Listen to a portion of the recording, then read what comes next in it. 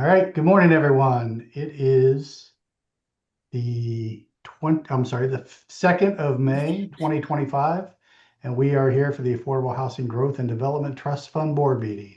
It's a little after 9 o'clock. Real-time access to the Affordable Housing and Growth Development Trust Board is available using the Zoom link or the telephone number that was properly posted. Please note that in accordance with Mass General Law 30A, the chair will inquire whether anyone is taping this meeting, and if so, to please make their presence known.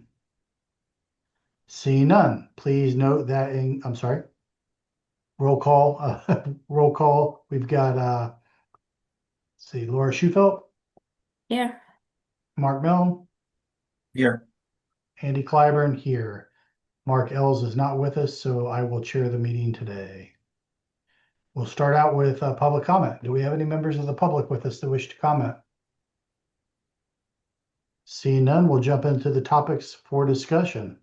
First topic is planning and reporting updates. Jillian. In your packet, I had sent out just a memo, and I'll just read through the primary issues that we have to update. On Monday night of actually this week, we did the presentation to the Community Preservation Committee just regarding our letter of intent and the year-end report. And they did accept the letter of intent and will be addressing the application. I'll have to go back for a more detailed presentation, hopefully a little bit better. I'm going to work with probably Laura, sorry, not Laura, Ellen, and Corey will probably help me a little bit with the slides to make sure that we cover a little bit more about sort of the current status of not just the Cape, but the nation, just, give with them a little more detailed information.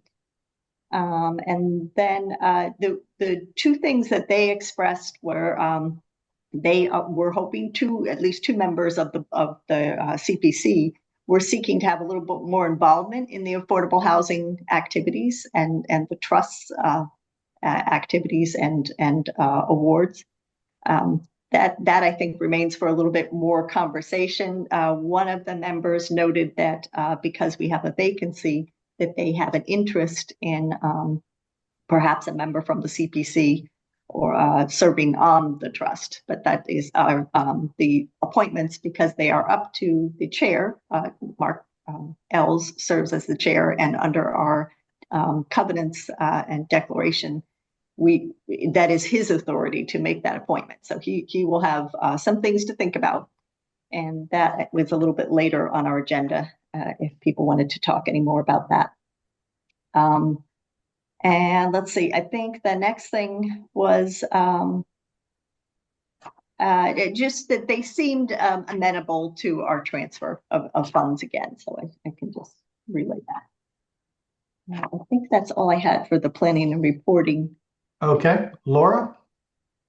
Yeah, I noticed that they made comments about the trust trying to amend the inclusionary Yes. ordinance. Did you tell them that that's not under our purview? I didn't spell that out, but I just said that is not up to us. So that's about the extent of what I said. So, but I think obviously one of the members of the CPC is the planning board chair. So I think he was thinking about how that would be presented if there was an expansion or a change to the ordinance. So, and that's just me reading into that. I'm sorry, it's not anything that was stated other than the interest in seeing the inclusionary ordinance expanded for a higher percentage. Okay. Do we have any other further discussion on the planning and reporting? I guess Laura, follow I up? would just say, do you want a member or members to go back when you're asking for the funds? I would love that. I mean, I think it always is helpful to have board members, and if they have questions that are a little bit more detailed in terms of your authorities, I think it would be helpful to have additional support for the application. Yeah, that's okay. Okay. And they meet Monday nights right before the planning board? They have been meeting Monday nights, and I have not seen they have not told me when they're scheduling us on their agenda, but I will certainly make members aware when that comes up. Please do. Yeah, thanks. All right, item number 2, project updates. Jillian sent a nice summary memo out where she talked about the Brat LLC project, Copacabana Realty, and the Housing Assistance Corporation project on 268 Stevens Street. Do you want to briefly go through this? Just for the Well, I general can. public's awareness, Jillian, or? This was more to bring you up to speed on where we are. And I know Yeah. Bob Galvin has been working closely with Bernie Kilroy, who is the attorney for both Brat LLC and Copacabana, for 11 Potter Avenue as well. So I know, and he's on the call today if he wanted to add anything. But then the last item, item C under that for the Housing Assistance Corporation, I believe what our chair is going to need is a little bit more of a review by the town's legal office, just to make sure that they are in concurrence with everything that we have for the Commonwealth Builder Program. And I don't think there's any concerns on that, but I certainly think that he wants to be sure that that all questions that might be raised from the town side, not just the trust side, would be raised and shared. Laura? I think the one issue that was remaining that doesn't comply with the trust bylaws or whatever we call them is the surviving foreclosure provision, because the Commonwealth Builders does not survive foreclosure. So we either have to amend our bylaws or I mean that's the only way to do it, because they have in their deed restriction, they have a calculation for the foreclosure payment. So, and they don't change that. So that's something that I think I brought up a couple times, but the other issues kind of rose to the top as far as having a fund. And hopefully if there's a foreclosure, we have first right of refusal. But I've seen too many, like all the ones in Marston's Mills, lost their restrictions because of foreclosure. So, Okay. Jillian? Through the chair to Laura, then an amendment of the trust rules and regulations to allow for the deed restrictions not to survive foreclosure. Is that kind of how you're saying that? I Yes, think we'd I have agree to with Laura. it would have to be specific to a program, or it'd have to be limiting, in my opinion, because we don't want to go down the road of having expiring uses again. So I think a review of the foreclosure provisions in the deed restriction is probably warranted, so that we can then have a intelligent conversation about how we can limit the allowance of foreclosure. Thank you. That helps me. All right, do we have any more? Can I jump into? Of course, of course. Thanks. I'm sorry I have my camera off. I'm just in my car, so I don't have anything good in the background to look at.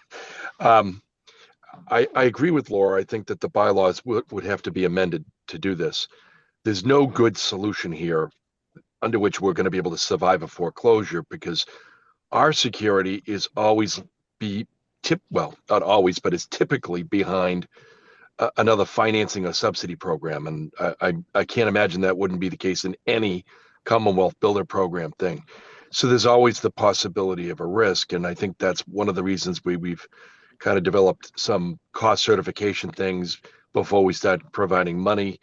And Laura came up with another really good idea, was to, before we start dispersing, actually just get an updated pro forma. And I actually inserted that in the two current commitment and grant agreements that we're negotiating right now. So, but it is a reality that we will not ultimately be able to protect our investment in Commonwealth Builder type programs because of that possibility. And it's a risk that we'll have to take knowingly, but I think Laura's right that the bylaw should ultimately be amended, and our rules and regulations should also be amended to provide that exception and make it possible.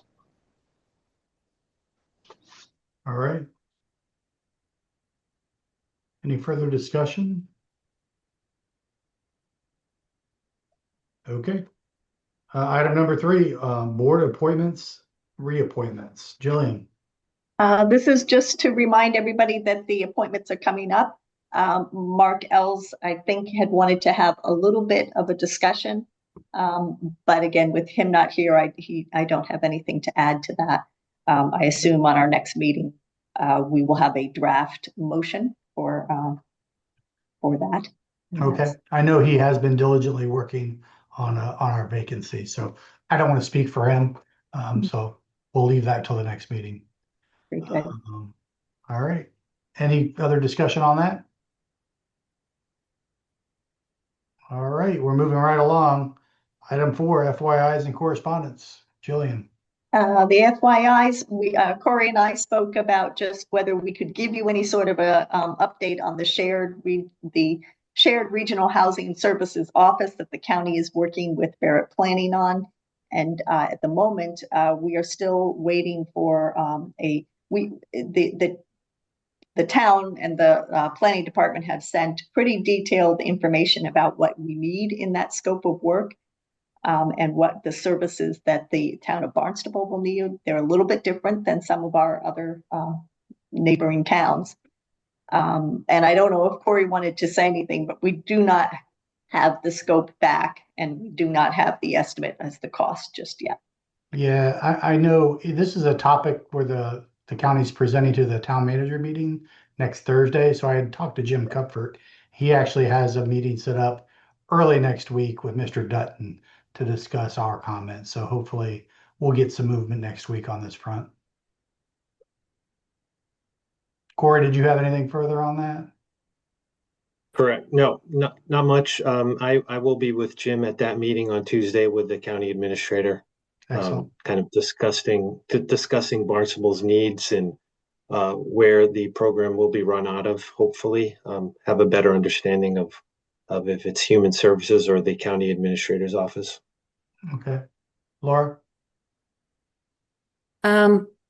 Is it still being considered as consultants or staff for the housing services office? Do you know? I don't, Corey, do you know definitively? I definitively know. My understanding was it would be consultants, but I'm not sure if that has changed recently. Okay. I don't know. Again, we'll certainly bring that up with Mr. Dutton on Tuesday, and then Jim's going to give us a brief so Mark and I can bring it up with all the managers when we meet with them next Thursday. Did you have some anything that you have for us, Laura? Please let Mark and I know. We can bring that forward as well. Yeah, I think one thing is with the seasonal communities, if the town is going to request being designated as a seasonal community, that there's some additional monitoring that's going to be needed, and I don't know whether they have anticipated a scope for those in it, because otherwise the town would be responsible for the monitoring. You make note of that, Corey? Definitely. I think the Yeah. biggest part of our scope of services is to have the office provide robust monitoring for the town of Barnstable. So yes, we will mention seasonal communities. Good. All right. Any other discussion on this topic? Jillian, did you have any other FYIs that we need to go over?